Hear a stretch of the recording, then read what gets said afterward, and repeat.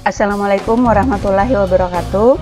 Alhamdulillah pada kesempatan ini kita masih bisa untuk melanjutkan pembahasan kita mengenai pengenalan pola.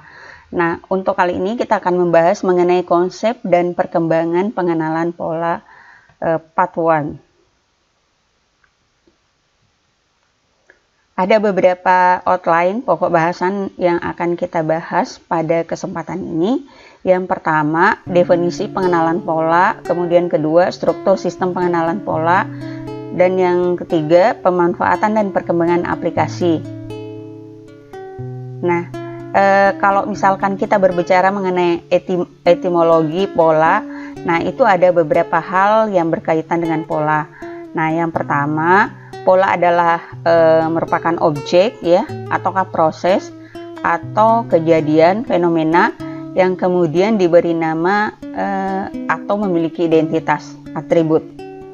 Nah, kemudian pola adalah himpunan pengukuran yang menggambarkan sebuah objek. Nah, jadi ada himpunan, kemudian ada objek, ada himpunan yang kesemuanya itu merupakan satu kesatuan yang digambarkan sebagai pola.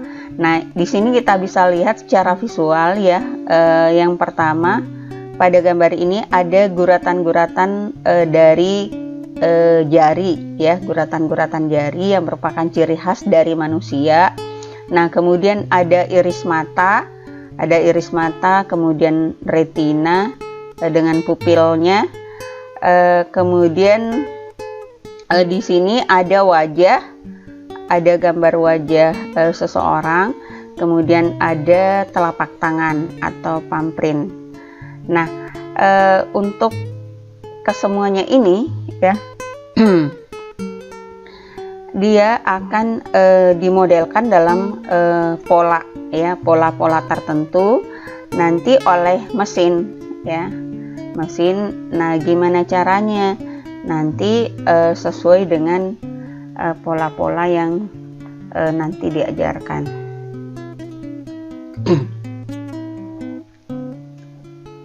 Di sini ada gambar secara visualisasi guratan-guratan jari, kemudian mata ya, gambar mata. Di sini ada retina mata, pupil. Nah, kemudian di sini ada sinyal-sinyal. Nah, ini berupa sinyal suara ya, yang merupakan gelombang atau frekuensi yang mewakilkan suara tersebut, tinggi rendahnya atau amplitudonya. Nah, kemudian ada wajah manusia yang juga merupakan pola ya, pola.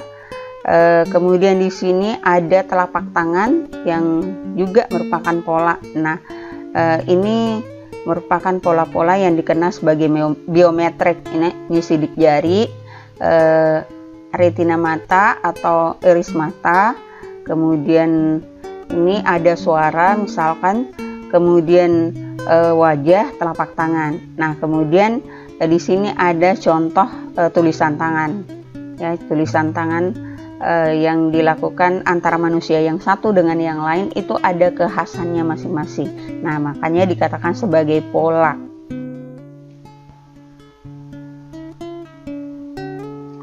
Nah, kemudian berikutnya pola sebagai entitas yang terdefinisi dan dapat diidentifikasi melalui ciri-cirinya. Nah, misalkan di sini ya, contohnya pola itu berdasarkan huruf.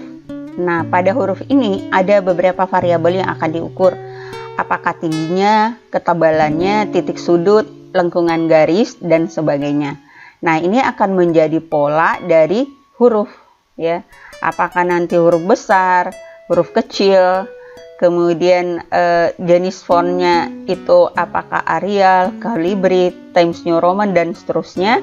Nah, itu dia akan identifikasi, dia akan kenali nanti berdasarkan para parameter-parameter ini.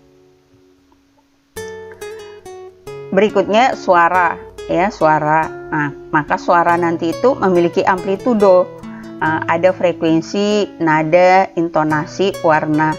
Masing-masing orang memiliki ciri khasnya ya. Jadi antara suara saya dengan suara Ananda itu tentu saja ada perbedaan. Antara suara saya dengan orang lain itu berbeda dengan frekuensi, amplitudo, nada, intonasi, dan warnanya masing-masing.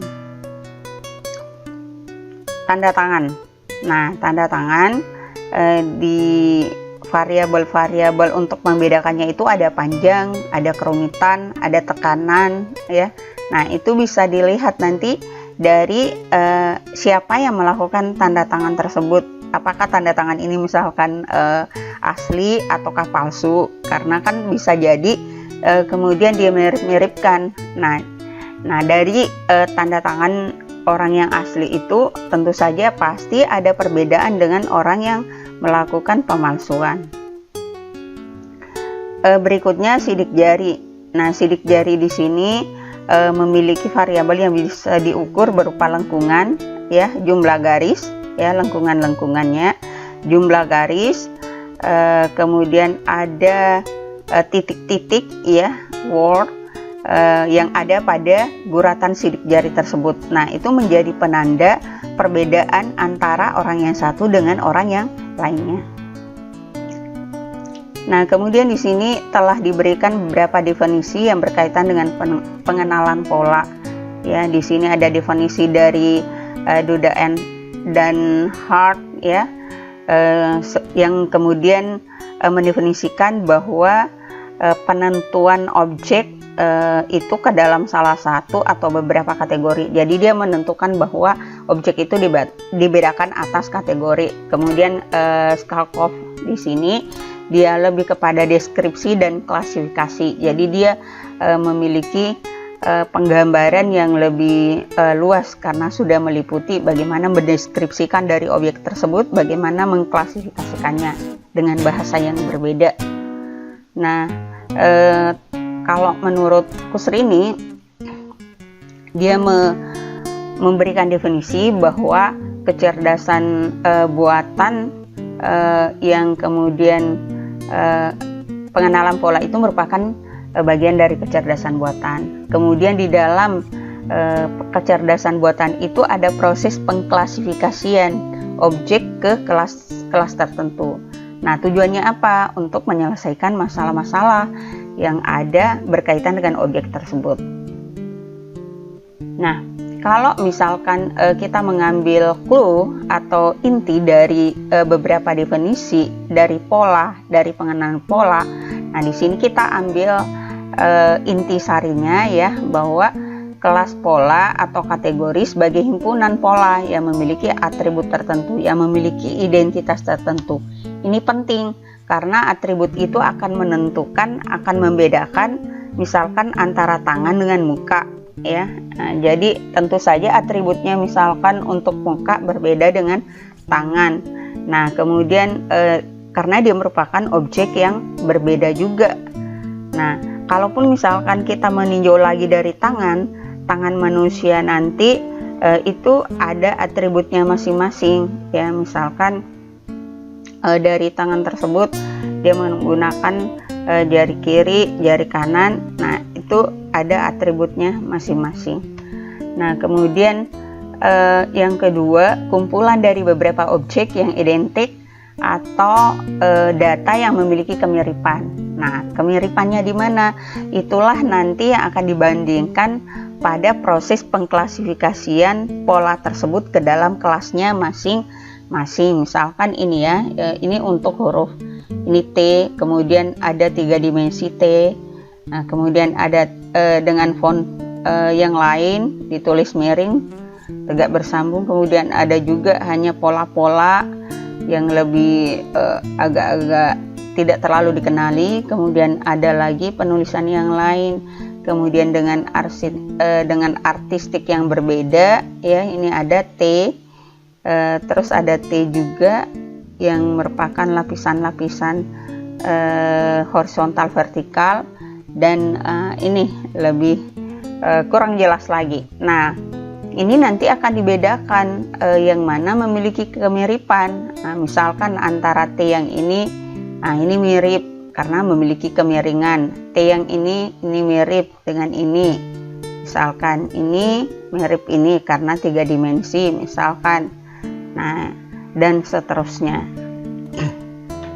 Kemudian dalam proses pengenalan, objek dimasukkan itu nanti ke dalam kelas yang kemudian sudah ditentukan. Artinya kita sudah memiliki output klasifikasi itu sendiri. Kita sudah mengetahui bahwa nanti objek ini akan dibagi ke dalam beberapa kelas ya, sehingga nanti pada akhirnya kita sudah memiliki prediksi bahwa objek tersebut klasifikasinya ke dalam 3 kelas misalkan, atau 4 kelas dan seterusnya.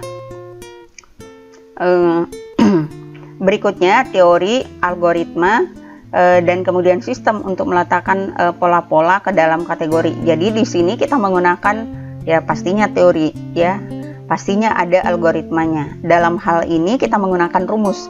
Rumus tersebut secara matematik itulah yang nanti memiliki tahapan ya, mulai dari penginputan variabel, proses sampai kepada outputnya, yang kemudian menjadikan variabel-variabel tersebut sebagai pola-pola yang akan diklasifikasi sesuai dengan metode atau rumus yang digunakan. Nah, kemudian yang kedua, menemukan hubungan suatu pola terhadap pola sebelumnya. Nah, maksudnya seperti ini, pola yang akan kita identifikasi atau misalkan kenali, nah itu tentu saja adalah pola yang sebelumnya sudah diajarkan ya. Jadi ada proses memberikan ilmu, yang memberikan pengajaran, memberikan pengetahuan kepada sistem terhadap pola-pola yang akan dikenali. Nah, berarti dia harus diajarkan dulu. Nah, artinya dia memiliki hubungan antara pola yang misalkan sekarang dengan pola sebelumnya, yang akan datang misalkan dengan pola sebelumnya. Kemudian yang ketiga, ada proses pembelajaran untuk membedakan pola yang dianggap penting terhadap latar belakangnya. Dalam hal ini, di sini ada proses cropping juga ya, yang kita lakukan untuk memisahkan ya antara objek tersebut dengan latar belakangnya. Karena ketika misalkan kita mengambil latar belakang, maka akan mempengaruhi pengenalan sistem terhadap objek tersebut. Nah, kalaupun misalkan nanti ada objek yang juga harus menyertakan latar belakangnya, otomatis dia harus diajarkan sesuai dengan pola-pola dari objek yang beserta dengan latar belakang sebagai pola pengetahuan sebelumnya, dan kemudian pola yang akan dilakukan klasifikasi atau pengenalannya. Nah, di sini ada persepsi manusia ya. Jadi persepsi manusia, kalau misalkan kita membahas mengenai pengenalan pola, jadi memang yang mau diajarkan itu adalah mesinnya. Kalau misalkan manusia itu ya dia sudah tahu ya, dia sudah tahu kalau misalkan yang wajahnya ini adalah misalkan Intan, wajah yang ini adalah Rania, atau ini adalah mahasiswa. Nah, itu sudah bisa langsung kita indra, menggunakan indra kita, dan bisa membedakan ya. Ini misalkan dari jauh saja kita sudah bisa mengenali. Kemudian dari bahkan mungkin langkah kaki. Nah, itu kalau dari segi manusia. Bahkan di sini dikatakan ya, dia dalam mengenali wajah. Nah, itu secara alami. Kemudian memahami kata yang diucapkan. Kemudian membaca tulisan tangan, membedakan makanan segar dari baunya misalkan. Itu persepsi manusia, sangat mudah untuk itu. Nah, sementara persepsi inilah yang akan kita bawa, yang akan kita transformasikan ke mesin nantinya, ke sistem. Dalam hal ini mesin. Nah, gimana dia bisa mengenali wajah tersebut? Ya, tentu saja nanti cara manusia untuk mengenali wajah berbeda dengan cara mesin mengenali wajah. Kalau kita itu ada fakta, kemudian ada proses proses berpikir, ada otak, ada indera, kemudian ada fakta yang informasi sebelumnya yang sudah diberikan kepada kita, sehingga kita mampu melakukan proses berpikir kita membandingkan, melakukan reasoning ya, bahwa oh kalau wajahnya ini adalah si A, wajahnya ini adalah si B. Nah, demikian juga pada objek-objek yang lainnya, apakah itu berupa ucapan, tulisan tangan, maupun pembedaan secara visualisasi terhadap objek-objek yang ada di sekitar kita. Nah, yang menjadi tugas kita ya adalah menjadikan mesin komputer memiliki kemampuan yang mirip dengan manusia. Nah, gimana caranya supaya nanti mesin itu memiliki kemampuan yang kemudian bisa mengadaptasi kemampuan dari manusia itu. Nah, ada beberapa aplikasi yang kita gunakan ya dalam pengenalan pola. Yang pertama di sini Optical Character Recognition atau OCR. Nah, ini aplikasinya handwritten. Jadi kalau misalkan di sini misalkan kode pos ya yang kemudian bisa terbaca ya secara mesin tulisan tangan kah, atau misalkan printed text yang kemudian sudah di print tapi kemudian ini adalah mesin pembaca bagi orang-orang yang tunanetra. Kemudian ada juga dokumen teks yang kemudian di scan. Nah, itu adalah model-model yang nantinya bisa terbaca dengan menggunakan mesin dari objek optical character recognition. Bahkan sekarang kan biasanya ada istilahnya QR code ya, QR code. Jadi dengan membaca pola-pola yang ada pada QR code tersebut, nah kita langsung bisa bahwa ini untuk kegiatan ini karena sudah ditransformasikan bahwa pola QR code ini mewakili misalkan ke brosur yang mana atau ke acara yang mana, itu sudah diberikan pengetahuan atau ditransformasikan. Kemudian biometrik. Nah, biometrik seperti tadi pengenalan wajah untuk verifikasi ya, retrieval. Misalkan ada banyak, misalkan kita mengambil contoh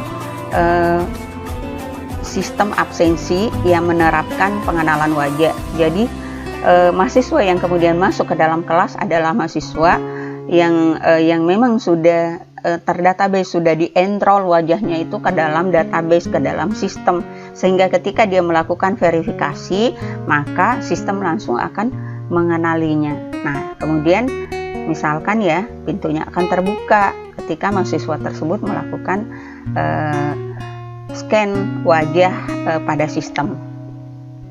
Nah, di sini ya retrieval ya, maksudnya kan banyak wajah-wajah yang kemudian dikumpulkan dalam satu database. Nah, nanti dia akan mengenali wajah yang mana yang cocok dengan yang tengah melakukan inputan wajah atau scan wajah di depan sistem. Nah, kemudian fingerprint recognition ya, pengenalan pola-pola jari ya, fingerprint, pola sidik jari. Nah, ini merupakan kesemuanya ini merupakan biometrik ya. Biometrik itu adalah ciri-ciri secara fisik yang ada pada tubuh seseorang, kemudian yang berbeda antara yang satu dengan yang lainnya. Nah, fingerprint ini memiliki kekhasan yang lebih tinggi daripada face recognition atau pengenalan wajah. Kemudian ada juga speech recognition, pengenalan ucapan ya. Ini ucapannya siapa misalkan. Nah, itu membutuhkan proses enroll juga, proses mendaftarkan ucapan tersebut ke dalam sistem, nanti sistem akan melakukan pembandingan ya, pencocokan antara apa yang sudah ada dalam sistem dengan suara yang kemudian terinput ke dalam sistem. Berikutnya diagnostik sistem. Nah, ini sistem diagnostik ya. Nah, ini biasanya digunakan dalam bidang-bidang kedokteran, ataukah misalkan dalam bidang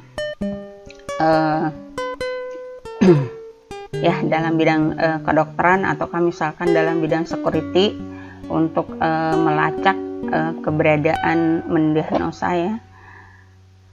Medical diagnosis dalam diagnosis kedokteran ya, misalkan X-ray, ronsen ya, sinar X, elektrokardiograf untuk jantung, ada juga macam untuk ini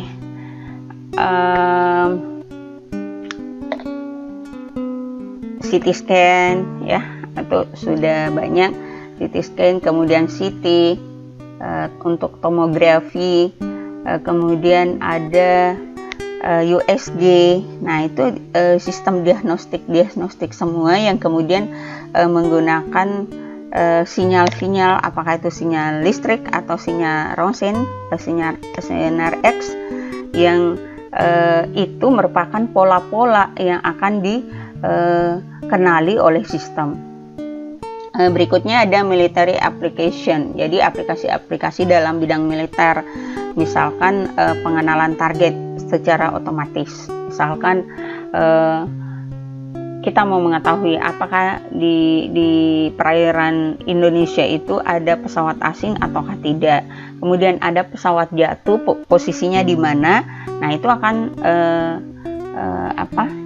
akan ada radar yang kemudian melakukan proses pencarian, dan sistem, bahkan misalkan ya dalam sistem navigasi itu sudah sangat canggih ya. Kalau misalkan ada kapal di depan, itu dari jauh itu sudah ada sistem untuk mendeteksi. Nah, sehingga seorang nahkoda ataukah misalkan pilot, kalau di pesawat terbang itu akan mengarahkan pesawatnya sesuai dengan lintasan yang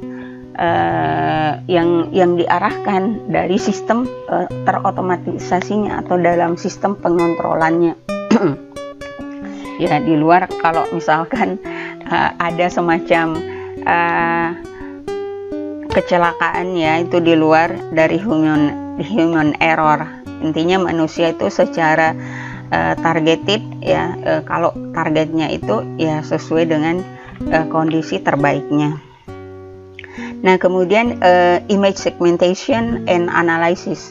Jadi bagaimana kita menganalisis citra, kemudian mensegmentasinya ya, mensegmentasi misalkan kalau pengenalan berdasarkan foto satelit ya. Jadi di situ juga bisa dilihat apakah misalkan di sini ada pendaratan kapal atau pendaratan pesawat misalkan, sehingga nanti militer itu bisa mengidentifikasi ya. Jadi makanya kalau misalkan seperti pesawat-pesawat tempur ya dalam militer atau dalam peperangan itu, kalau orang yang kemudian menentukan menang tidaknya seseorang, itu juga salah satu faktornya adalah kecanggihan dari pesawat itu. Semakin canggih dari pesawat itu, berarti ekspektasi untuk menang juga semakin tinggi. Jadi kalau sudah dilengkapi dengan radar, kemudian yang canggih, kemudian sudah dilengkapi dengan sistem berbasiskan pengenalan pola, kita langsung bisa mengenali di sini ada misalkan pesawat asing. Nah, sehingga langsung teridentifikasi upaya apa yang kita lakukan ketika misalkan ada pesawat, akan ada peluru yang dia tembakkan. Nah, itu kita sudah mempersiapkan sebagai bagian dari militer itu sendiri. Kemudian di sini aplikasi pengenalan pola, ya, domain problem domainnya itu, kemudian application, input pattern, pattern crisis. Nah, bioinformatik misalkan di sini ada analisis sequence, ya. Jadi analisis yang kemudian secara berurut harus dilakukan. Nah, contohnya ini dalam DNA atau protein, ya. Di dalam diri manusia secara genetik itu kita memiliki DNA yang berbeda antara keturunan darah yang satu dengan yang lain, itu akan ada perbedaan. Kalau misalkan ada kesamaan berarti dia seketurunan, ada hubungan darah. Kemudian pattern crisis, pengetahuan tipe-tipe mengenai gen, ya.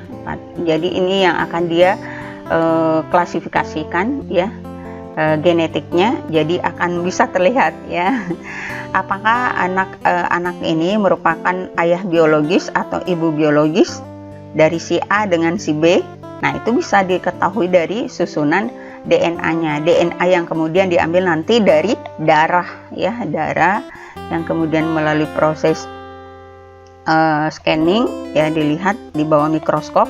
Nah, berdasarkan preparatnya, setelah itu ditentukan, oh ini ada hubungan rantai DNA yang sama. Nah, berarti ini adalah bapak kandungnya, ini ibu kandungnya, ataukah bukan. Kemudian berikutnya data mining. Di sini proses pencarian untuk pola-pola yang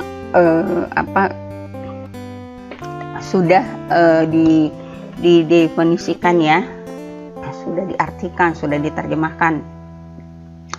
Jadi apa yang menjadi inputannya itu adalah ruangnya itu sangat luas, ya, ruangnya sangat luas. Misalkan kalau data mining, ya, misalkan kalau kita melakukan pembelanjaan, ya, pembelanjaan misalkan di Lazada ataukah misalkan di e-commerce seperti Tokopedia dan seterusnya.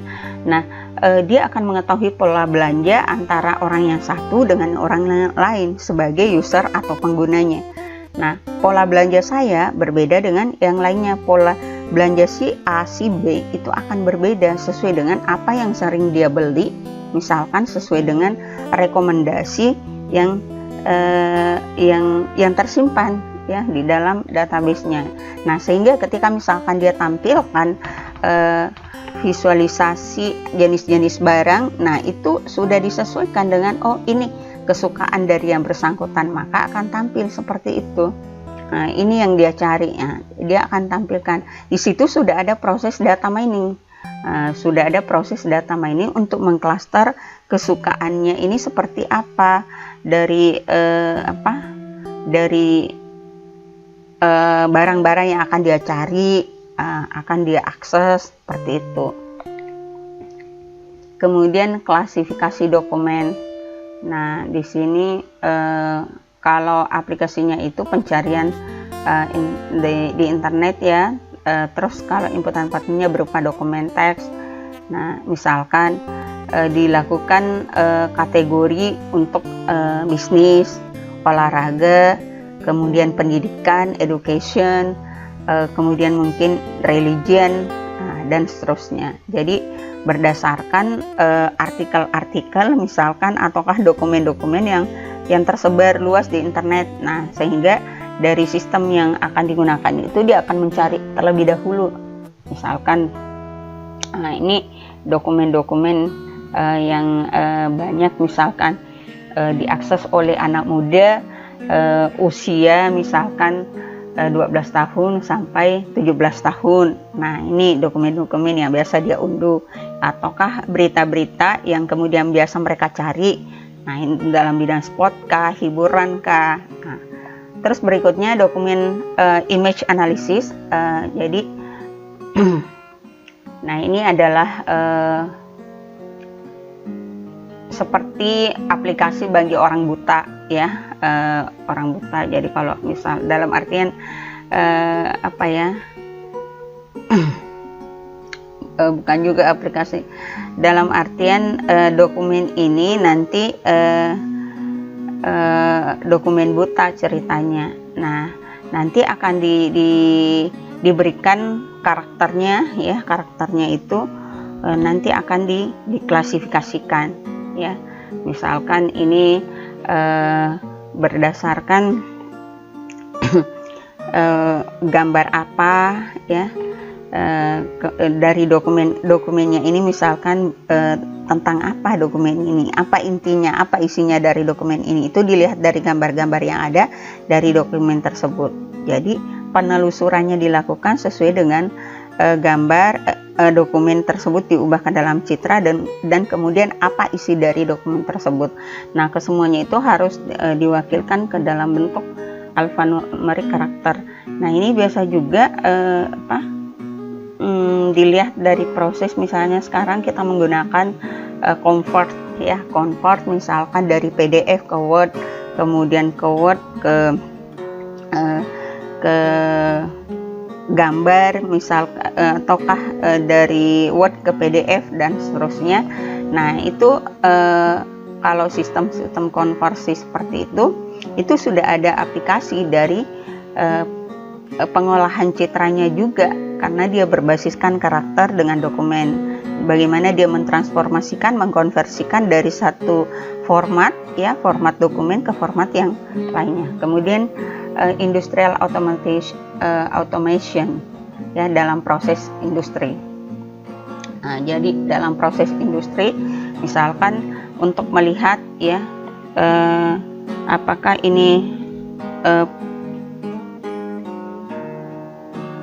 ikannya misalkan ya, dia tinggal men-scan apakah ikan ini masih segar atau tidak, apakah ini ikan salmon ataukah misalkan ikan bandeng. Nah, itu dia sudah memiliki sistem yang seperti itu untuk kemudian membedakan ya, berdasarkan apa yang sudah terprogram secara otomatis.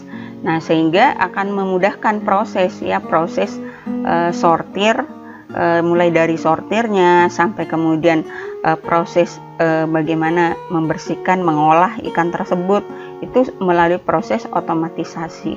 Jadi sudah terprogram, sudah terkontrol sebagaimana yang diprogramkan.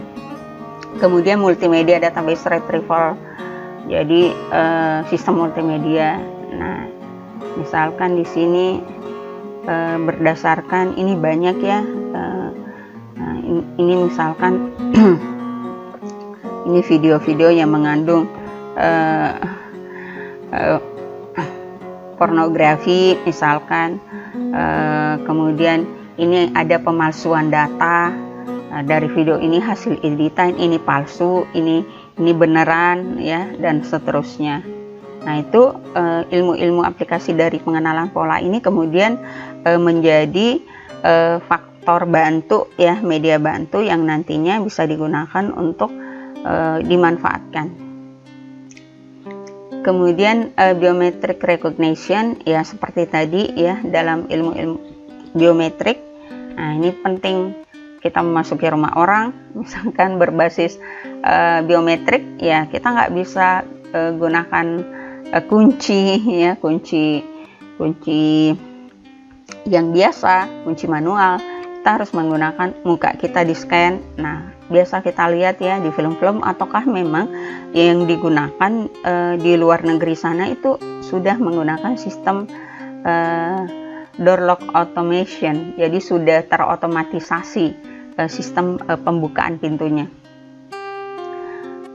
Jadi akses kontrol juga, misalkan parkir di rumah itu akan terbuka kalau mobil yang bersangkutan itu yang dikenali, ataukah yang bersangkutan melakukan sidik jari dulu baru kemudian pintunya terbuka. Nah, itu. Nah, terus remote sensingnya, jadi ada sensor jarak jauh ya yang kemudian dilakukan. Nah, ini biasanya dalam misalkan pertanian ya, ataukah misalkan di istilahnya sensor, misalkan di bidang pertanian. Kalau kita sudah diketahui bahwa tanah ini memiliki tingkat kesuburan yang kurang, maka proses pemupukan akan dilakukan, ya. Kalau misalkan airnya itu kurang, kadar airnya kurang, intensitas misalkan cahaya matahari yang masuk, yang dia terima itu kurang, maka kita aktifkan misalkan LED-nya untuk memberikan intensitas cahaya yang cukup sesuai dengan yang sudah kita settingkan. Nah, itu digunakan yang demikian. Dan gimana caranya? Dia melihat berdasarkan juga ini gambarnya, ya. Kemudian speech recognition. Nah, di sini pengenalan ucapan, ya, pengenalan ucapan. Jadi di sini sudah ada secara otomatis. Jadi siapa ini yang kemudian bicara, kemudian juga bisa dikenali, ataukah misalkan yang sekarang sistem smartphone itu sudah menggunakan sistem speech recognition. Kalau misalkan kita melakukan pencarian, ya, pencarian apa, kita cuma mengatakan misalkan resep makanan dessert atau resep untuk menu-menu dessert, kita cari dengan menggunakan suara. Nah, itu langsung muncul kata-katanya, ya, dalam bentuk huruf-huruf. Nah, itu bahkan anak saya dulu waktu belum bisa membaca, kenapa ya ini anak bisa membuka informasi-informasi yang dia cari, misalkan tentang Frozen, tentang Upin Ipin, padahal saya tidak pernah melakukan pencarian itu, otomatis tidak ada di historinya. Nah, setelah saya lihat, oh, dia menggunakan suara untuk itu, pantas semua apa yang dia cari itu akan muncul, padahal dia belum tahu untuk mengetik, belum bisa membaca, baru usia sekitar 4 tahun, ya. Jadi itulah kemampuan anak-anak kemudian itu juga berdasarkan dari aplikasi-aplikasi pengenalan pola. Nah, seperti itu. Nah, kemudian pendekatan pengenalan pola. Nah, kalau kita berbicara secara keseluruhan tadi dari pembahasan sebelumnya, bagaimana caranya, ya, aplikasi tersebut itu kemudian bisa diterapkan, bisa diimplementasikan di tengah kehidupan manusia. Nah, ternyata pastinya, ya, ada pendekatan yang digunakan. Yang pertama, template matching. Nah, template matching ini semacam pola, ya. Kalau misalkan kita mau membuat baju, ya, baju saya dengan baju si A itu berbeda, ya, ukuran saya dengan si A berbeda, tinggi badan saya dengan si A berbeda, lebar badan saya berbeda. Nah, sehingga template yang akan digunakan juga nanti pasti berbeda, pola yang akan digunakan pasti berbeda. Nah, demikian juga nanti dengan pola yang akan digunakan, misalkan pola untuk mengenali apakah ini adalah buah mangga ataukah buah pepaya. Nah, pasti pola untuk buah mangga itu berbeda dengan buah pepaya. Nah, berikutnya statistikal, pendekatan statistikal. Nah, pendekatan dengan menggunakan metode statistik, sehingga nanti itu pola-pola tersebut itu akan dimasukkan ke dalam kelas pola yang sudah ditentukan, ya, dengan menggunakan statistik. Jadi nanti misalkan polanya mangga, dicari rata-ratanya, dicari mungkin variannya, kemudian polanya pepaya, dicari variannya, dicari ininya. Nah, nanti akan ketika sistem diberikan misalkan ketika sistem nanti diberikan objek-objek tersebut, nah, dia akan menyimpulkan apakah ini mangga ataukah ini pepaya berdasarkan nilai rata-rata dari numerik ya dari pepaya maupun dari mangga tersebut. Nah, berikutnya struktural atau sintaktik. Ini misalkan dalam bentuk grammar, tata bahasa, terus string. Jadi ada kata-kata, sejumlah kalimat, automata, dan seterusnya, kode-kode. Jadi nanti misalkan begini, kita mau melakukan pencarian seberapa viral, ya seberapa viral misalkan kasus Aurel, bukan kasus ya, proses lamaran Aurel dengan Atta Halilintar. Nah, kita lakukan pencarian berdasarkan kata kuncinya misalkan, maka sistem akan melakukan ya proses pencarian. Siapa yang viral. Nah, itu bisa ditentukan. Jadi ada beberapa sumber yang kita ambil, misalkan dari situs Detik.com, kemudian insert ya, ataukah misalkan bacaan-bacaan hiburan lainnya ya secara portal. Nah, itu kita lakukan pencarian di situ. Nah, misalkan kita ambil 10, 20 ya dari situ. Nah, siapa yang dibahas dan berapa kali mengenai kata kunci tersebut itu masuk di setiap beritanya. Nah, itu akan dihitung ya, akan dihitung, disesuaikan, dicocokkan ya. Aurel Hermansyah berapa kali muncul di portal ini, portal pertama, 2, 3 misalkan, dan seterusnya.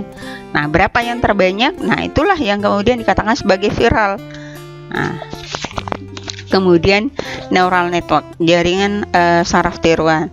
Nah, ini merupakan pengklasifikasi atau classifier mesin yang kemudian bekerja meniru dari cara kerja otak manusia, bagaimana otak manusia bekerja, bagaimana ada inputan, terus dia respon, dia teruskan antara sinapsis ya dari saraf-saraf otak tersebut. Nah, terus nanti ada output yang atau kesimpulan ataukah keputusan akhir yang diambil dari jaringan saraf itu, outputnya seperti apa.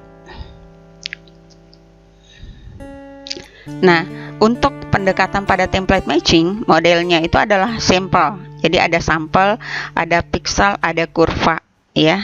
Nah, misalkan wajah ya, dari misalkan sampel wajahnya itu ketika misalkan dia tersenyum, ketika misalkan dia cemberut, ketika dia dalam kondisi biasa ya, itu. Kemudian pixel berapa, 50 kali 50, 100 kali 100, 1000 kali 1000. Kemudian juga mungkin dalam bentuk kurva misalkan kurva berdasarkan wajahnya ketika dia sudah diubah ke dalam grayscale. Nah, berapa rata-rata wajahnya itu, pencocokannya. Nah, terus fungsi dari pengenalannya itu ada fungsi korelasi, sejauh mana hubungan antara misalkan template atau data yang sudah ada di database dengan data yang melakukan inputan atau scan. Nah, sejauh mana. Terus di sini ada pengukuran jaraknya, distance measure-nya. Jadi makin kecil nilai distance measure-nya, artinya tingkat kedekatannya antara apa yang bersangkutan dengan data yang ada di database itu semakin mirip. Nah, berarti semakin mendekati bahwa dialah orang yang sesungguhnya. Kemudian classification error. Jadi error dari klasifikasinya itu berapa, akurasinya berapa. Nah, jadi semakin tinggi akurasinya maka errornya semakin kecil. Errornya besar berarti akurasinya kecil. Kemudian untuk statistik di sini ada fitur. Nah, jadi ada fitur-fitur ya, ada fitur-fitur atau variabel-variabel.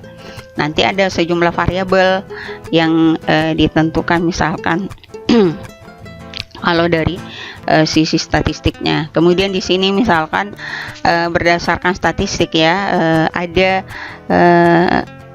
prinsipal komponen analisis. Nanti dari fitur itu misalkan ada citra dibagi atas beberapa, dicarilah nilai rata-ratanya. Nah, terus nanti ada inverse-nya, kemudian ada determinannya, ada kovariannya, ada nilai eigen. Nah, ini yang merupakan fungsi diskriminan. Nah, selanjutnya juga akan ditentukan seberapa akurat dia untuk mengenali atau membandingkan antara data yang data testing dengan data training. Kemudian sintaktik atau struktural primitif. role atau grammar. Nah, ini ada juga yang sintaktik. Misalkan dalam hal-hal misalkan dalam sistem pakar ya, dalam sistem pakar misalkan kalau dia memiliki gejala panas, kehilangan penciuman, kemudian suhu panasnya ya panas, kehilangan penciuman, batuk-batuk, terus sesak. Nah, itu sudah mendekati gejala COVID-19. Ditambah lagi misalkan mencret. Nah, itu.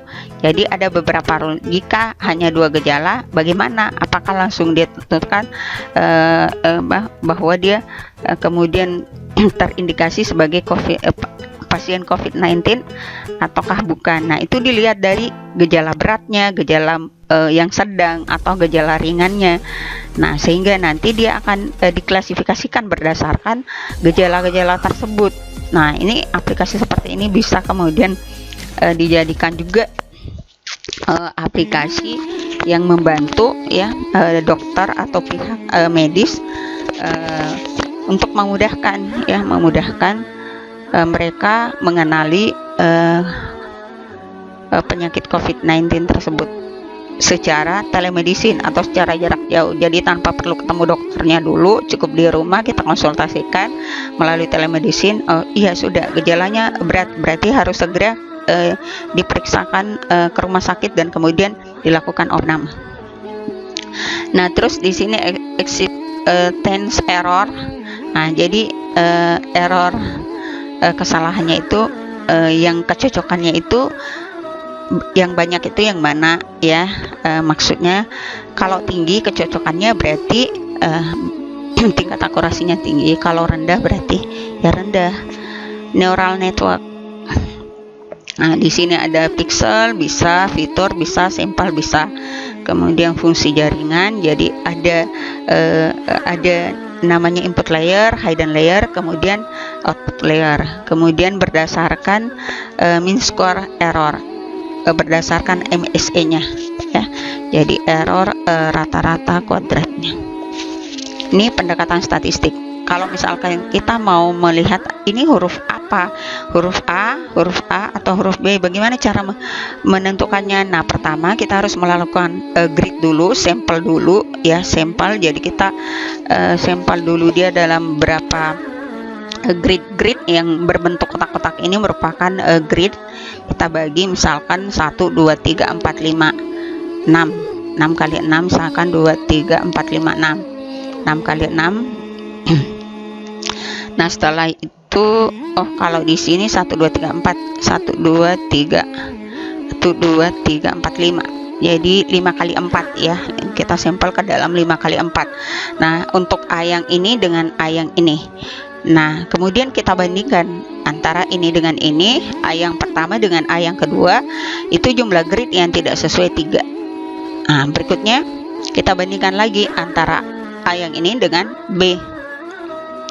Nah, setelah dilakukan perbandingan, ternyata jumlah grid yang tidak sesuai antara ini dengan ini adalah 10.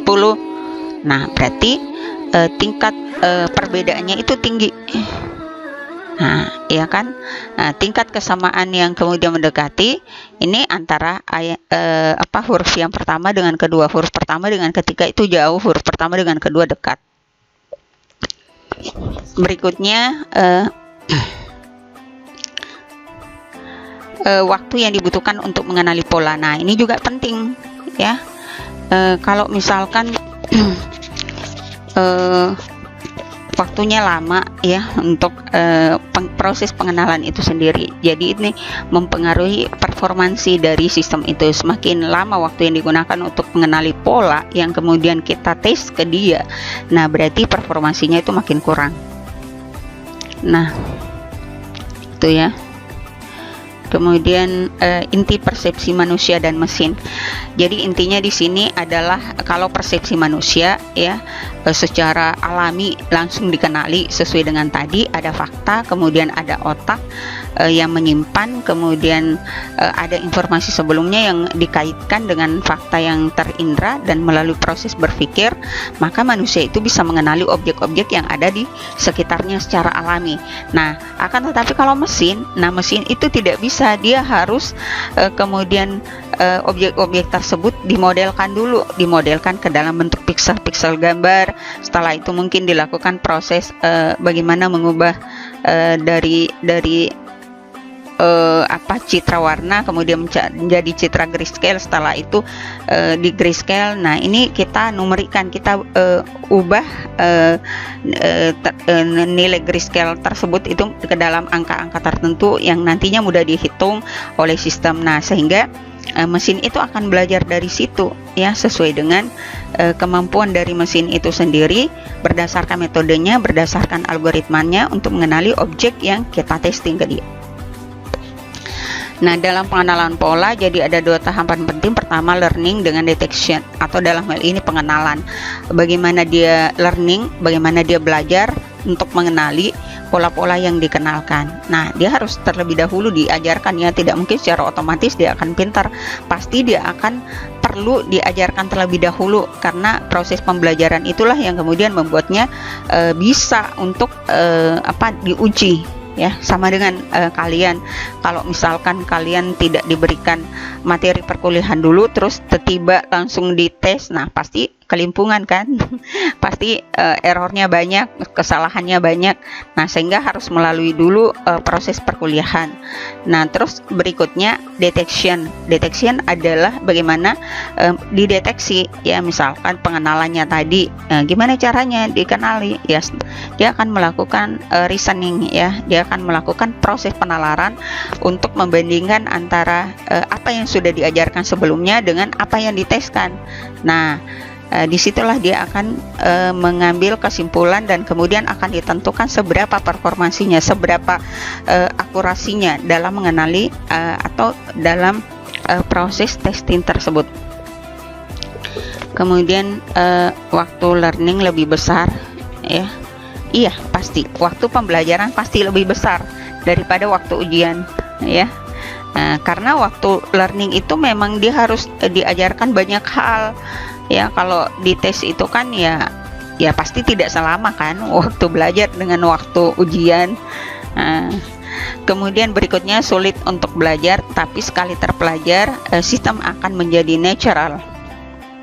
Jadi dalam pengenalan pola ya seperti itu, awalnya sulit ya, sulit dari sejumlah objek itu berapa kali, bahkan itu ini belum tercapai, misalkan nilai target atau bobot yang diharapkan dari proses learning ini atau proses pembelajaran ini.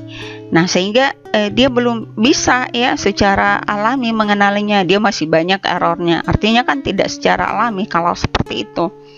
Kadang misalkan pada iterasi ke 100, nah dia bagus, tapi setelah iterasi ke 500 turun lagi ya, jadi belum alami. Nah, nanti kemudian kita cari titik-titik atau bobot yang membuatnya secara alami bisa mengenali.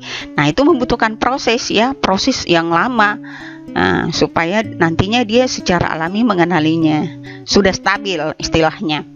Nah, kemudian dapat menggunakan metode artificial intelligence. Nah, dengan neural network, jaringan saraf tiruan misalkan, atau jaringan saraf, terus dengan machine learning. Machine learning misalkan dengan menggunakan fuzzy, net bias, k-means, clustering, PCA, dan lain sebagainya. Ya, sekian. Demikian tadi pemaparan saya untuk pengenalan pola pada pembahasan konsep dan perkembangan pengenalan pola. Nah, kalau misalkan kita lihat konsep-konsep tadi ya, banyak sekali di sekitar kita mengenai pengenalan pola yang bisa dimanfaatkan dari proses berpikir dari konsep pengenalan pola itu sendiri. Inilah yang kemudian dimanfaatkan misalkan dalam bidang pertanian, dalam bidang kedokteran, dalam bidang militer, yang nantinya semakin pintarlah dan semakin terbantukanlah manusia itu dengan sistem yang ini. Karena itu marilah kemudian kita belajar ya dari pengenalan pola ini secara lebih serius, karena ternyata implementasinya nanti akan luas kita gunakan di tengah masyarakat. Sekian, lebih dan kurangnya mohon dimaafkan. Wassalamualaikum warahmatullahi wabarakatuh.